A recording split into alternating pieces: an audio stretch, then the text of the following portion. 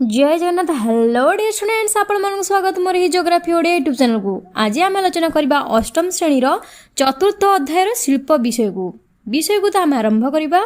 किंतु जदि आपण मानक ये वीडियो भल लगे तबे निहाती गोटे लाइक करंतु एवं एही परि लेटेस्ट वीडियो अपडेट पाइबा पई चैनल को सब्सक्राइब करंतु। तेबे चलंतु विषय को आम आरंभ करबा।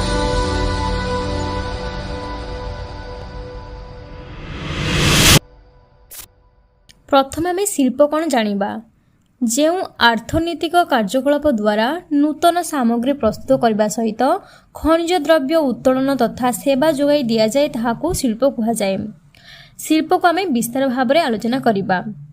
प्रकृति मिलुवा किछि जिनस को सीधा सड़क व्यवहार करिपारिबा, यथा फूल, फलमूल, जंगल जातर द्रव्य, जल इत्यादि।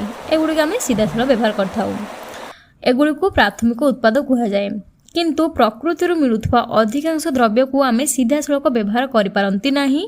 विभिन्न प्रक्रियाकरण माध्यम एगुड़िकर रूप गुण में परिवर्तन कला परे ही आमर व्यवहार उपयोगी होइथांती। उदाहरण स्वरूप आम पिंधुवा सुंदर सुंदर ड्रेस। ए ड्रेस कौन प्रकृतिर क्यों जंगल भितर पड़ी थाए कि आम जाऊ आ उठे कि नहीं कि आसू, एमती हुए कि एमती हुए नहीं। प्रकृति सीधा सड़क मिले नहीं।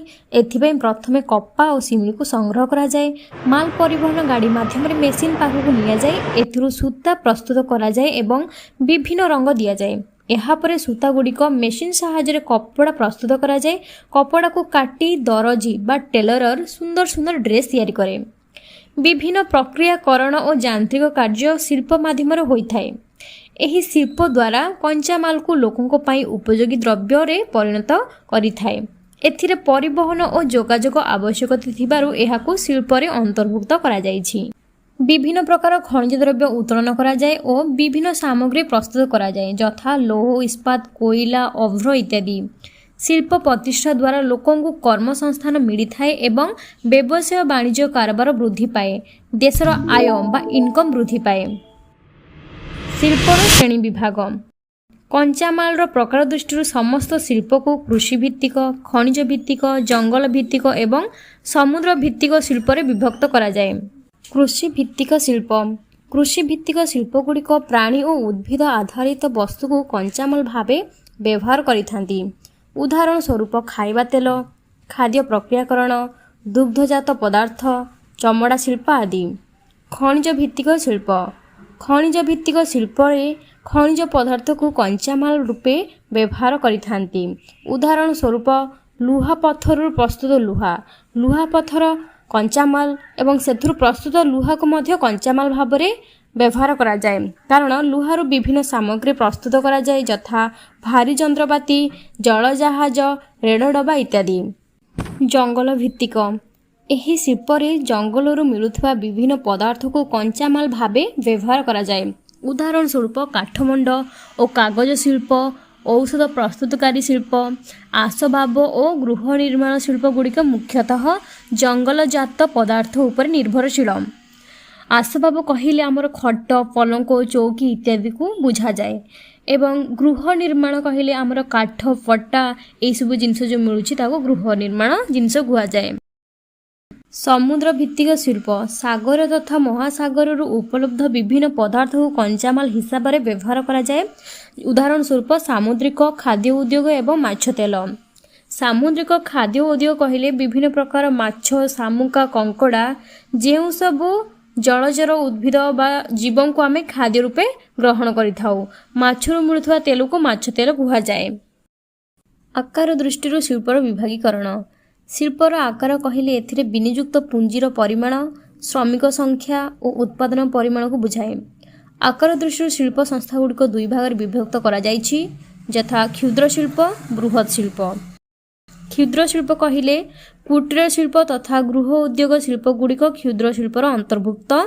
कुटीर शिल्प रे कारीगर तथा परिवार लोक माने हाथ रे विभिन्न सामग्री तैयारी करिथांती, यथा माटी हांडी, झुड़ी और अन्यान्य हस्तशिल्प। घंटा, रेडियो, टीवी मध्य क्षुद्र शिल्पर उदाहरण, कारण एहिथिरे बड़ बड़ शिल्प और उन्नत जंत्रपातिर व्यवहार करा जाए नाही, तेणु एगुड़िक क्षुद्र शिल्पर अंतर्भुक्त। ବୃହତ ଶିଳ୍ପରେ ଅଧିକ ପୁଞ୍ଜି ବା ଅର୍ଥ, ଉନ୍ନତ ପ୍ରଯୁକ୍ତିବିଦ୍ୟା, ଉତ୍ପାଦନ ପରିମାଣ ଅଧିକ ହୋଇଥାଏ।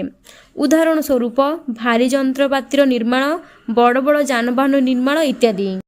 ମାଲିକାନା ଅନୁସାରେ ମାଲିକାନା ଦୃଷ୍ଟିରୁ ଶିଳ୍ପ ସଂସ୍ଥାଗୁଡ଼ିକୁ ବ୍ୟକ୍ତି ମାଲିକାନା ବା ପ୍ରାଇଭେଟ୍ ସଂସ୍ଥା, ସରକାରୀ ମାଲିକାନା ବା ଗଭର୍ଣ୍ଣମେଣ୍ଟ ସଂସ୍ଥା, ଦ୍ୱୈତ ମାଲିକାନା ଓ ସମବାୟ ସଂସ୍ଥାରେ ବିଭକ୍ତ କରାଯାଇପାରେ। ବ୍ୟକ୍ତି ମାଲିକାନା କୌଣସି ବ୍ୟକ୍ତି ବା ଏକାଧିକ ବ୍ୟକ୍ତିଙ୍କ ମିଳିତ ମାଲିକାନାରେ ଚାଲୁଥିବା ଶିଳ୍ପ ସଂସ୍ଥାଗୁଡ଼ିକ ବ୍ୟକ୍ତି ମାଲିକାନାଭୁକ୍ତ ଶିଳ୍ପ ସଂସ୍ଥା କୁହାଯାଏ। ଉଦାହରଣ ସ୍ୱରୂପ ଟାଟା ଲୌହ ଇସ୍ପାତ କାରଖାନା। ସରକାରୀ ଶିଳ୍ପ ସଂସ୍ଥା ଏହା ସରକାରଙ୍କ ଦ୍ୱାରା ପରିଚାଳନା ହୋଇଥାଏ ଏବଂ ଏହାର ମାଲିକାନା ମଧ୍ୟ ସରକାର ହୋଇଥାନ୍ତି। ଉଦାହରଣ ସ୍ୱରୂପ ଭାରତୀୟ ଇସ୍ପାତ ନିଗମ। ଦ୍ୱୈତ ମାଲିକାନା ଅନୁସାରେ ଦ୍ୱୈତ ମାଲିକାନାଭୁକ୍ତ ଶିଳ୍ପ ସଂସ୍ଥାଗୁଡ଼ିକ ଉଭୟ ସରକାରୀ ଓ କୌଣସି ବ୍ୟକ୍ତି ବା ଏକାଧିକ ବ୍ୟକ୍ତିଙ୍କ ମିଳିତ ତତ୍ତ୍ୱାବଧାନ ଓ ମାଲିକାନାରେ ପରିଚାଳିତ ହୋଇଥାଏ। ଉଦାହରଣ ସ୍ୱରୂପ ମାରୁତି ଉଦ୍ୟୋଗ। ଏଥିରେ ଉଭୟ ବ୍ୟକ୍ତିଗତ ବା ଘରୋଇ ସଂସ୍ଥା ଏବଂ ସରକାରୀ ସଂସ୍ଥାର ମିଳିତରେ ହୋଇଥାଏ। ସମବାୟ ଶିଳ୍ପ ସଂସ୍ଥା। ସମବାୟ ଶିଳ୍ପ ସଂସ୍ଥାଗୁଡ଼ିକ କଞ୍ଚାମାଲ ଉତ୍ପାଦନକାରୀ ବା ଯୋଗାଣକାରୀ ଶ୍ରମିକ କିମ୍ବା ଉଭୟଙ୍କ ମାଲିକାନାରେ ପରିଚାଳିତ ହୋଇଥାଏ। ଉଦାହରଣ ସ୍ୱରୂପ ସମ୍ବଲପୁରୀ ବସ୍ତ୍ରଶିଳ୍ପ, ଅମୁଲ ଦୁଗ୍ଧ ଉତ୍ପାଦନକାରୀ ସଂସ୍ଥା ଇତ୍ୟାଦି। ଶିଳ୍ପ ପ୍ରତିଷ୍ଠାନର ଅବସ୍ଥିତିକୁ ପ୍ରଭାବିତ କରୁଥିବା କାରକ। କୌଣସି ସ୍ଥାନରେ ଶିଳ୍ପ ଅନୁଷ୍ଠାନ ଗଢ଼ି ଉଠିବା ଅନେକ ଗୁଡ଼ିଏ କାରକ ଉପରେ ନିର୍ଭର କରେ। ସେଗୁଡ଼ିକ ମଧ୍ୟରେ କଞ୍ଚାମାଲର ଉପଲବ୍ଧି, ଜମି, ଜଳ, ଶ୍ରମିକ ଶକ୍ତି, ପୁଞ୍ଜି ବା ଅର୍ଥ, ପରିବହନ ଓ ବଜାର ଆଦିର ଭୂମିକା ବେଶ୍ ଗୁରୁତ୍ୱପୂର୍ଣ୍ଣ। ଏହି ସମସ୍ତ ଜିନିଷ ବା କାରକ ସହଜ ଓ ସୁଲଭରେ ମିଳୁଥିବା ସ୍ଥାନରେ ଶିଳ୍ପ ସଂସ୍ଥା ପ୍ରତିଷ୍ଠା କରାଯାଇଥାଏ। ଶିଳ୍ପାୟନ ଦ୍ୱାରା ଅନେକ କ୍ଷେତ୍ରରେ ସହର ଓ ନଗର ଆଦିର ବିକାଶ ଓ ଅଭିବୃଦ୍ଧିର କାରଣ ହୋଇଥାଏ। ଶିଳ୍ପାୟନ କହିଲେ ବିଭିନ୍ନ ପ୍ରକାର ଶିଳ୍ପ ସଂସ୍ଥା ପ୍ରତିଷ୍ଠାନ ଫଳରେ ହେଉଥିବା ଅର୍ଥନୈତିକ ବିକାଶ।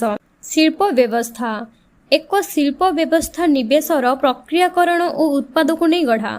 ନିବେଶ କହିଲେ କଞ୍ଚାମାଲ ଯଥା ଲୌହ, ମାଙ୍ଗାନିଜ୍ ଇତ୍ୟାଦି, ଶ୍ରମିକ, ଭୂମି, ପରିବହନ, ଶକ୍ତି, ଅନ୍ୟାନ୍ୟ ଆଧାରିକ ସଂରଚନା ଓ ବିକାଶ ନିମନ୍ତେ ବିନିଯୁକ୍ତ ପୁଞ୍ଜିକୁ ବୁଝାଏ।